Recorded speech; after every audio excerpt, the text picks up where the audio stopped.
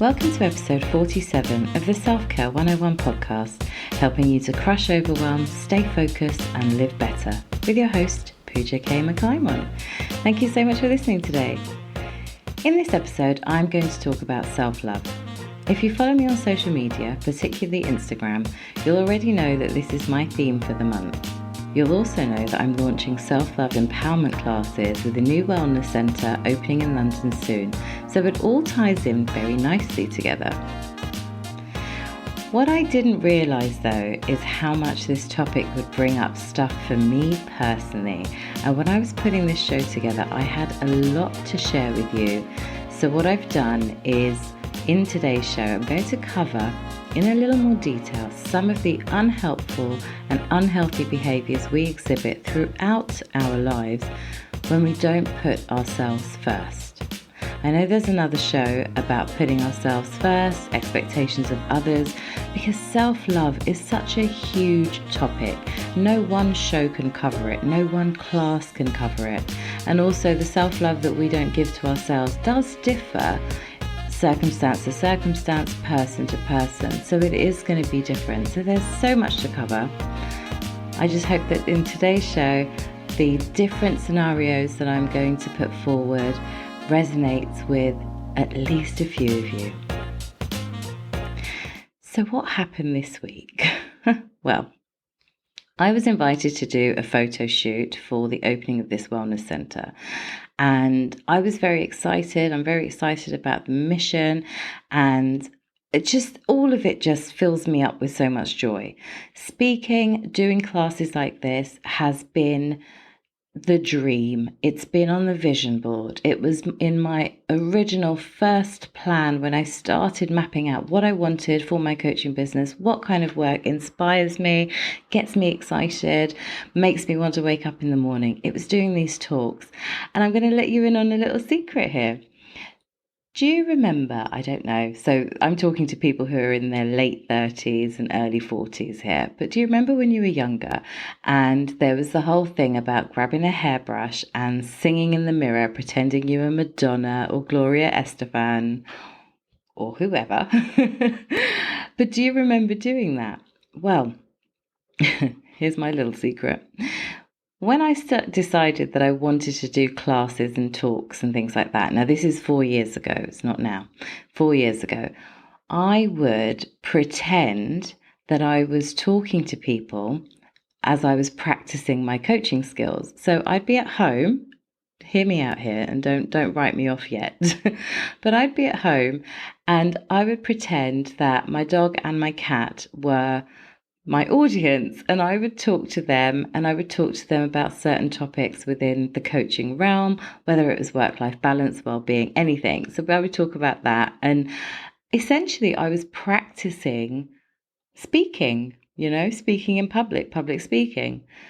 Little did I know that because I've been doing that for so long now, admittedly, yep, I would say that I've even done it as recent as last year. It's actually, I guess, manifested itself now in this talk. Now, I didn't solicit the wellness centre. I didn't approach them. They approached me. So it was one of those moments where I was like, oh, that's the universe aligning.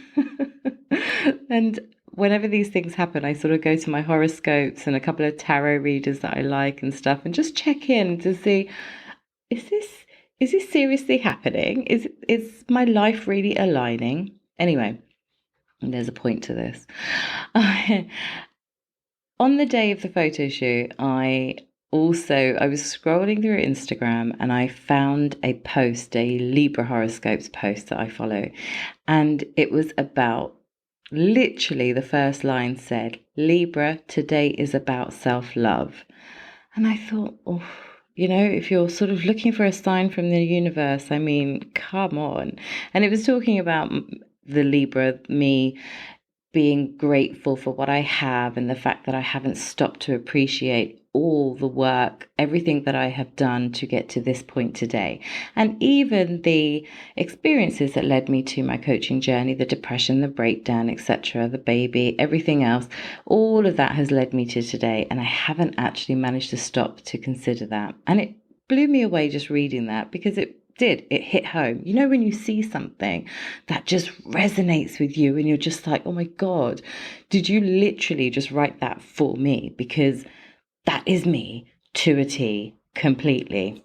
Anyway, so then I go to do this photo shoot, and I open with my anxiety, my insecurities of not looking great on camera, right? I'm not at my goal with my health goals yet. On my way, but not there yet. Had a bit of a wobble the last month, but back on track again.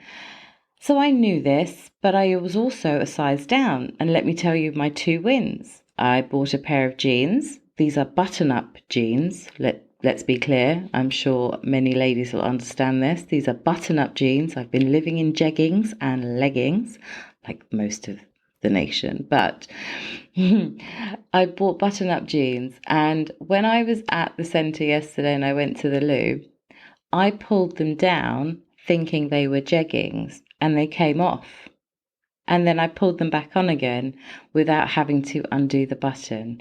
So I'm at that point, you know, when you're in between sizes. I'm currently now in between a size 16 and a 14, so big win coming from a size 22. Happy about that. Anyway, the other thing is I bought this band for my Fitbit. Beautiful one of those chainmail type ones. And I bought it last year and laughed at myself when it came and it didn't fit. So I was like, yeah, okay. And then recently I was like, let me just see. You never know. You never know. If those jeans are doing that, you never know what else could be doing it. So anyway, it fits.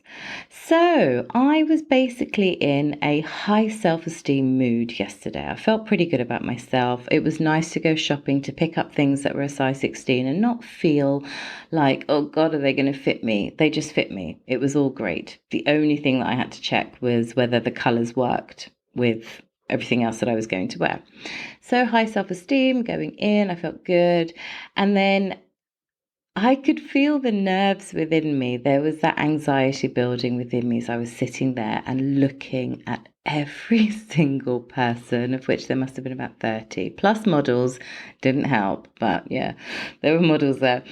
And everyone was svelte, everyone was tiny, you know, doing their thing. And usually these things don't bother me, actually, because it's just people, you know, it's just people. It doesn't bother me. But because I'm going to be put on stage, essentially, all of a sudden, every single fear that I could have about public speaking came to mind.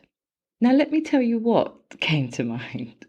It wasn't that, oh my gosh, how am I going to speak to a crowd of people? Oh my God, do I even know enough about self-love? What kind of a coach am I? Am I a good enough coach? None of that. No. None of that. Totally secure there. I know how I feel about myself as a coach. I know what I deliver as a coach. And that's that really. But no, I was more, will anyone book my classes if they took a look at me? I literally went into that self-judgment of, will anyone book my classes once they look at that picture of me? Anyway, the picture then arrived late evening, and it didn't make me feel great. Not going to lie. It didn't make me feel great. And I spoke to my husband about it. And you gotta love these people that are in our lives to be honest with us. I told him about it, and I honestly was telling him because I had managed to not go down a downward spiral after the shoot. I managed to keep things together and just reframe how I was feeling, because it was like, look, you're just at this point of your journey. In 2 months' time, you'll retake that photo because you're going to look different in 2 months' time. So it's okay. It's just for now. And people aren't going to judge you on the way you look. They're going to judge you on the merits of your merits as a coach. So I managed to work myself through it. I'll tell you, this work, I am very impressed with myself. I have to tell you, I am shouting my praises right now, because this stuff has taken years and years and years and years of work. And to be able to reframe without it affecting the rest of my day or affecting the way I talk to people or the way I feel about myself is a really big win. So as an example, these are things that can be overcome, okay, is what I'm saying here. Anyway, so the husband then basically validates, yes, it's a terrible picture. He was sweet enough to say, that's not what you look like. So I was like, okay, fine. I said, no, if it is what I look like, it is what I look like. I obviously look at myself in the mirror. I look at myself in a selfie without retouching a selfie, just a selfie. And I think I look a certain way, but this picture translates me very differently. Anyway, it made me feel there. He was very frank. Yes, I'm very frank, but he forgets the little bit of sugar on top. Sometimes you need to deliver harsh words with a bit of sugar. And I guess this is what's the word? I can't think of the word, but this is what happens when you're a strong person and you are, I guess, an alpha female, type A personality. So if any of you are listening, this is going to resonate with you hard. But when you are this strong person who brings, I can take anything, try it, I'll, lob it back at you. We're human too. We have insecurities, we're vulnerable, and we hurt. So other people on the receiving end don't tend to remember that, and they just keep hurting you. So he then said something that upset me, because all I really wanted was that, look, don't worry about it. That sort of positive reinforcement talk, the motivation, you're still on your journey. You know what you need to do. In 2 months' time, the picture's going to look different. I was really hoping he was going to validate that response. No. No. My husband's response was, look, you need to exercise every day, so you need to do it. That's it. You can't keep sitting here feeling like this. There's going to be pictures taken. That people are going to come and see. All these things that you're feeling. You've got to do it. You've got to exercise every day. You've got to do it. You have to do it. And I was like, wow, okay. In how many years have we been together? 12, 13 years we've been together. He's never, ever spoken to me like that. So it really made me take notice. Not going to say for any pleasure, but it made me take notice. And it hurt me. And I guess I went into this zone of upset. And I was like, what's hurting me here, right? Coaching myself. What is hurting me? Is it what he has said? Well, no, not really. Is it the self-criticism that I put on myself all day and leading up to the photo shoot, which was about a week's worth of stress, really? Maybe. And I sat there and I thought about how it made me feel. And I told him, I said, look, I told you if you were going to be hurtful in what you were going to say to me, to not say it. And you still chose to say it and be hurtful. So I need to just park you right now. Like, you need to get out of my space. We're not talking until I've dealt with this, basically. Because for me, it wasn't helpful. I wanted comfort. I wanted someone to hug me, tell me it would be okay. That sort of thing is what I needed from him, because I spent the day beating myself up. And later in the evening, we talked about it, and I said, look, do I not beat myself up over this enough? And he's like, yeah, I know. Well, that's why I don't want it. And I'm like, I understand. You're a solutions person. You're very much a man in that respect. You want to fix it. But your delivery on fixing it validates the self-criticism. Now, granted, it's my fault. I need to do that work further on myself. It's not his fault. It's his fault for not listening when I said, don't bring it unless it's going to be kind. But I did feel that way. Anyway, so point of this story, this fed into the next day, and I was low. I was exhausted, like depleted of any type of energy. And I was like, my God, I haven't done anything. And all it was the overthinking. I spent all day and all night the day before overthinking the whole scenario. Can I edit the picture? Can I Photoshop it? What will people think? Will people book the classes now if they see this picture? Are they going to be put off? the company, the wellness center, they're going to start using that picture in social media. That's going to make me feel uncomfortable because obviously I should be sharing a picture of myself, right? But I don't want to share that picture. That makes me feel uncomfortable. Oh, overthinking, overthinking and overthinking and overthinking. And I had to step away from it, but it was just so hard to do. And that whole day, I just couldn't release those thoughts. I just couldn't release those thoughts. Then I went into beating myself up a little bit about it. Why didn't I continue with the exercise? Why didn't I stay focused on what I was eating? Not considering why, the actual reason why, not answering the question, just beating myself up. You're rubbish. You are weak. What kind of a coach are you? What kind of a person are you? How can you inspire people? How can you lead people? How can you guide people? What are you teaching people? Oh, I'm exhausted just saying all of it. But I wanted to share the exhaustion with you because that is what we do.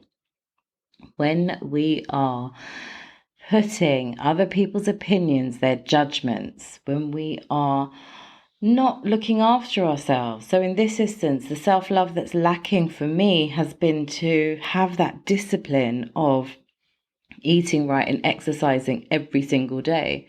Because true, he's right. That is what I need to do. And not because I am so overweight that I have to do that, but because me as a person, if I exercise and eat well every single day, mostly if I exercise, what the exercise does is it helps me stay focused and mindful about the food that I'm eating.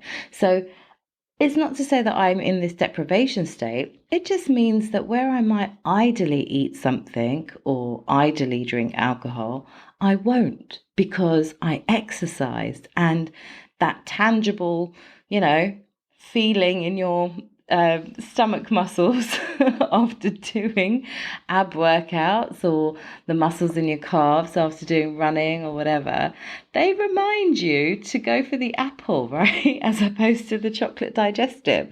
So it actually works for me. It works for me to exercise every single day. When I first lost weight, that's what worked for me. Point is, we all do things in our own way. You know what works for you in order to give yourself that attention, that priority every single day. Now, that whole day left me in reflection. Now, what this reflection did was very interesting, actually, and I'm sharing this with you because it's very much a glimmer of hope type of thing that I'm going to share, because it was so profound. The whole day, I just felt really low. I felt, pardon the pun, but I did. I felt really heavy in my head, heavy in my body. My jaw was tight from the stress sleeping and everything else. I didn't sleep well. I didn't know how to approach the day. I really didn't. He said to me, the first thing you need to do is exercise. Like, don't do anything else in your day. And I was like, I don't want to do this for you. This is for me. I have to do it for me. It only works when I do it for me. I know that because I've had the experience of doing it for me and it working. So I know that. Anyway, so I spent the day literally just trying to get him out of my head and what he had said. But what ended up happening was that I was almost forcing myself to be upset. I was forcing myself to cry. And I sort of realized, 8 hours into my day, I was like, this is interesting. But before that, I was feeling low and I was just sort of going through everything, how I feel, where I am now, the reframing work that I actually did on the day, and how I'm going to take this forward, because what's done is done. The picture has been taken. And I realized that I couldn't go down this downward spiral because I didn't feel it. There were more positive thoughts in my head than there were negative. There was more positive self-assurance than there was negative. So I wasn't actually being as critical as I thought I was. I certainly wasn't as critical as I have been in the past. Because you know what I would have done? I would have declined the classes. I would have written to the owner and said, I can't do this. I actually can't. I'm not ready for this. I'll come back when I'm a size 10. But I didn't. I haven't. And I realized in that moment that something that you all know. If you want to change something, you have to change something. If you want to change something that doesn't work in your life, then you have to change it. When you say yes all of the time, when you have grown up as a yes person in your work, in your relationships, with your family, with your friends, anything, you are just the yes person. You are the host with the most. You are there for everybody. You are generous with your time, with your energy, with your home, with your things, with your money. When you put your kids first, your partners first, you put work before your own needs. This is when we have to consider self-love. This is when we have to learn to prioritize ourselves. You start by prioritizing yourself, one, by recognizing that you do this. Because if you keep giving out to everyone and everything else, you are going to burn out. Burnout is not just for people who work in big executive careers and burnout. Burnout's not for them. Burnout is for anyone. But burnout does really happen to a lot of us who put everyone and everything before ourselves. Now, so much of this is ingrained from younger experiences, previous experiences, childhood or even adult traumas, things that have made an impact on our lives, and obviously in a negative way in this instance. So this is very common, but we have to recognize that we do this. We have to recognize that we give too much to too many people and we leave so little for ourselves. And then who's the one who's exhausted? Who's the one who can't pluck up the courage, not even the courage, but pluck up the energy to go out for a drink with friends or to meet some people for a picnic because you want to, not because you're obligated to, but because you want to. When you keep giving and you're not giving to the things that bring you joy, you might think they bring you joy, but do they bring you joy? Do you love seeing certain people? Do you love the amount of work that you're putting into your work that leaves you depleted, that leaves you starved of time with friends or family or kids or partners? Probably not. If you head over to my Instagram profile at Frankly Coaching, I've posted a couple of posts in there that give you some tips, guiding points on how to start putting yourself first. I've given you some questions in there to ask yourself, to reflect, to really dig deep. Because you can't just read a self-help book. You can't just listen to a podcast. As much as I would love to claim that my podcast is going to transform your life, I appreciate it's not. You've got to do the work, hun. It's got to be done. You've got to answer those questions. You've got to be brutally honest with yourself. Now, this is really a one-time task. Going really deep, really asking yourself those difficult questions is a one-time task. Once you've done it and you've written it down, there it is. There's that evidence. There's that reference point.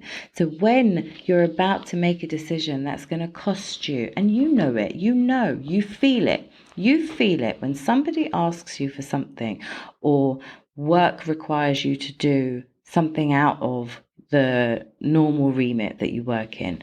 There's this part of you in your physical body that kind of tightens up a little bit. Don't deny it. You know it happens. That's the point at which you've got to take that pause and really think about your response. Can you really give? Can you really give more than what you're doing? Now, I know with work it becomes really difficult because obviously you fear losing your job. Certainly in this current climate, you're going to fear losing your job. But you're still under a contract. How can they fire you? Know your limits with work. Know under what circumstances they can fire you, and really understand and know the circumstances for which you are hired to do the job. Because it's not just a case of, oh, I'm hired and therefore I have to do and give everything. No. There's a contract that says what you need to do and deliver. And if you are delivering that, then you need to hold back a little bit for yourself for whatever reason. There might be stuff going on in your personal life, so you can't give so much to work. Then that's what you need to do.